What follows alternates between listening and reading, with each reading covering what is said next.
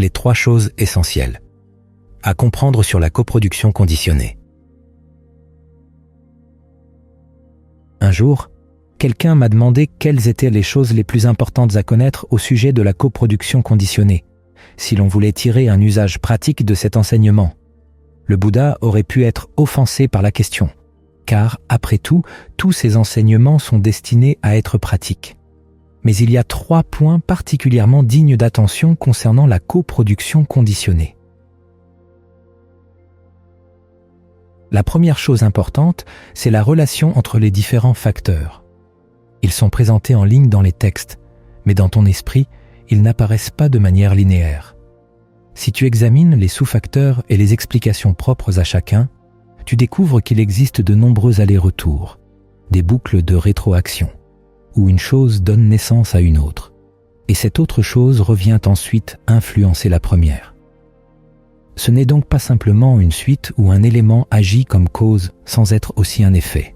Cela signifie que tu peux observer les relations entre les différents facteurs à peu près où tu veux. Le Bouddha souligne que tu peux démonter tout ce processus à n'importe quel point, précisément parce qu'il contient ces boucles de rétroaction. C'est là un point essentiel à comprendre. La deuxième chose importante, c'est que la plupart des facteurs qui ont un grand impact sur la naissance de la souffrance apparaissent avant le contact sensoriel. En d'autres termes, ton esprit et ton corps sont préparés, par la manière dont tu y prêtes attention, soit dans l'ignorance, soit avec connaissance, à engendrer soit davantage de souffrance, soit la fin de celle-ci. Ces actes comprennent l'attention, l'intention, la perception, et même la manière dont tu te parles à toi-même. Bien sûr, en raison de la nature du système, ces processus sont eux-mêmes influencés par le contact sensoriel. Mais il est crucial que le Bouddha note que ces éléments viennent d'abord, notamment l'intention, sous le facteur du nom et forme, avant le contact sensoriel, car le contact, dit-il, correspond essentiellement à ton ancien karma qui revient vers toi.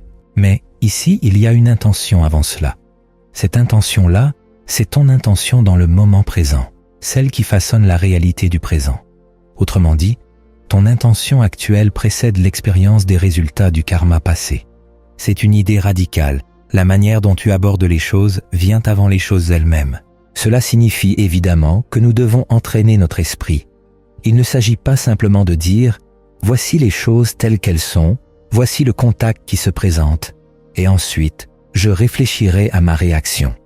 Même avant d'avoir ce contact, tu portes déjà certaines attentes, certaines dispositions mentales. C'est pourquoi, comme chacun le remarque, différentes personnes peuvent regarder la même chose et en voir des aspects totalement différents. Elles viennent de lieux intérieurs différents, pas seulement physiques, mais aussi mentaux. Nous méditons donc pour entrer davantage en contact avec ces facteurs qui précèdent le contact sensoriel, car ils constituent la base de tout le reste. Même si le désir, Tanha, est censé apparaître après le contact, où se situe-t-il vraiment? Dans quoi réside-t-il? Il se situe dans les agrégats, dans le facteur de la formation, Sankhara. Tu peux avoir du désir logé dans la pensée dirigée et l'évaluation, dans les perceptions ou dans les actes d'attention. Ainsi, bien que le désir vienne après le contact, il s'ancre dans des éléments qui, eux, précèdent ce contact. Enfin, la troisième chose importante à savoir sur la coproduction conditionnée, c'est qu'elle n'est pas étrangère à la pratique de la concentration. Quand tu entres dans la concentration, tu utilises justement ces différents facteurs. Sous le facteur de la formation, tu trouves la respiration. C'est ce que nous observons ici, maintenant. Tu trouves aussi la pensée dirigée et l'évaluation. C'est la formation verbale, la façon dont tu te parles intérieurement. Tu te concentres sur un sujet, puis tu fais des commentaires à son propos. En ce moment, tu devrais te concentrer sur la respiration et commenter la respiration. Si tu remarques que ton esprit s'attarde sur autre chose, reviens simplement au souffle. Et troisièmement, il y a les perceptions et les sensations. La sensation d'aisance ou de malaise que tu ressens avec le souffle. Puis, les perceptions que tu as de ce qui se passe quand tu inspires, sur quoi portes-tu ton attention? Sur l'air? Sur le contact au niveau du nez? Sur le mouvement d'énergie dans le corps? D'où cette énergie provient-elle? Commence-t-elle à l'extérieur? Quand elle entre dans le corps, lutte-t-elle pour y pénétrer ou le corps l'accueille-t-il? Et si cette énergie vient de l'intérieur, où sont ses points d'origine? Peux-tu déplacer ces points d'origine? Tout cela, c'est de la perception. Ce sont là les choses que tu dois faire pour amener l'esprit à se calmer. Ce n'est pas parce que tu rends ton esprit silencieux qu'il va, par magie, comprendre les 5 agrégats simplement parce qu'il est calme.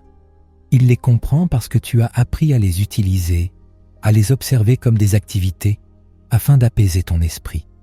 Si tu ne les observes pas de la bonne manière, ils peuvent facilement se transformer en un état de devenir, où tu assumes une identité autour d'eux. Tu cherches quelque chose que tu désires. Alors tu endosses le rôle de la personne qui va le trouver dans le monde où cette chose pourra être trouvée. Or, le devenir se situe assez loin dans la chaîne et il vient après l'attachement. Et une fois qu'il y a attachement, la souffrance apparaît. Quelqu'un a demandé « Quelle est la relation entre la coproduction conditionnée et les 4 nobles vérités ?» Tout ce qui va jusqu'au désir dans la chaîne correspond à la 2e noble vérité. Tout ce qui commence avec l'attachement et continue avec le devenir, la naissance, la vieillesse et la mort correspond à la 1re noble vérité. Lorsque tu apportes la connaissance à ces processus, cela devient le chemin. Et une fois que tu as établi le chemin, il conduit à la cessation de la souffrance. Tout est donc ici, dans l'instant présent.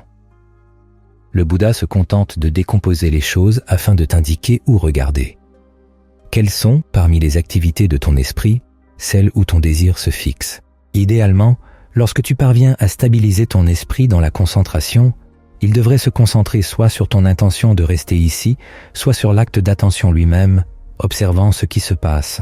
Il est possible d'analyser ton expérience sensorielle quotidienne à la lumière de la coproduction conditionnée, mais ces phénomènes se produisent très rapidement, souvent tous en même temps, dans de multiples cycles. Cependant, lorsque tu parviens à apaiser ton esprit, les choses ralentissent et tout se rassemble en un seul point. Où se trouvent tes intentions? Ici même. Où se trouve ton acte d'attention? Ici même. Tes perceptions? Ici encore. Tout est réuni, visible, concentré en un seul endroit.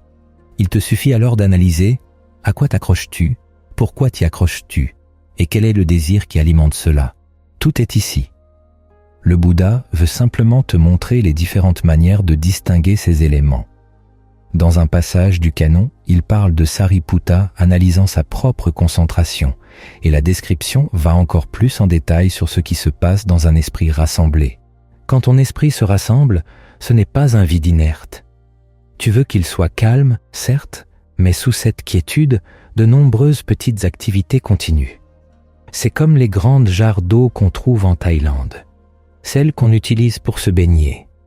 Tu regardes la surface, elle paraît parfaitement immobile, et pourtant, dessous, de petites larves de moustiques s'agitent, prêtes à éclore. De la même manière, ton esprit peut sembler paisible, mais sous cette surface tranquille se cachent les petites larves des perceptions, de l'attention, des attachements et des désirs. Toutes ces choses mentionnées par le Bouddha, prêtes à s'envoler et à te piquer. Ainsi, lorsque tout devient très, très calme, ne présume pas que rien ne se passe. Toutes ces choses se produisent sans cesse. Il s'agit simplement d'apprendre à devenir plus sensible à ce qui est déjà là, sous tes yeux. Le Bouddha veut que tu portes ton attention de cette manière, car il souhaite t'extraire de tes états ordinaires de devenir et t'amener à voir les phénomènes simplement comme des événements. Alors, il devient beaucoup plus facile de les laisser aller. Si tu essaies de détruire un état de devenir, cela devient un désir de non-devenir, et c'est encore un problème. Mais si tu peux simplement te concentrer sur les événements qui mènent à un nouvel état de devenir et développer à leur égard un certain détachement, une absence de passion, alors là se trouve la voie de la libération. C'est pourquoi la question de savoir si la coproduction conditionnée se produit dans ton esprit ou dans le monde est une question que le Bouddha mettait de côté. Ton sens du moi naît à travers la coproduction conditionnée. Ton sens du monde naît à travers la coproduction conditionnée. C'est la structure fondamentale, et cela renverse complètement la perspective. Apprends donc à habituer ton esprit à se calmer et sois confiant. Tout effort consacré à apaiser ton esprit est un effort bien employé. Certains disent « Je n'ai aucun talent dans ce domaine ». Mais il ne s'agit pas ici du système éducatif moderne, où l'on teste les enfants pour découvrir leur talent, puis où on les oriente dans la voie de ce talent, tout en leur permettant d'ignorer ce pourquoi ils ne sont pas doués. Le Bouddha, lui, dit que, talentueux ou non, c'est un travail que tu dois accomplir. Et il t'enseigne comment le faire, même si tu n'as aucun talent particulier pour cela. Après tout, la question de mettre fin à la souffrance ne devrait pas dépendre de ton talent. Ce n'est pas un chemin réservé à certaines personnes, c'est un chemin destiné à tous. Que cela te vienne facilement ou non, ne laisse pas cette difficulté devenir un obstacle. Et comprends bien que c'est une affaire sérieuse. Le monde du Bouddha n'est pas un monde d'imagination ou de rêverie. La souffrance est quelque chose de grave, et le Bouddha est profondément sérieux dans son engagement à t'aider à t'en libérer. Alors, prends ces enseignements à cœur. Ils ne sont pas là pour démontrer sa capacité à inventer de nouveaux termes. Il dit que ce sont des choses essentielles à contempler.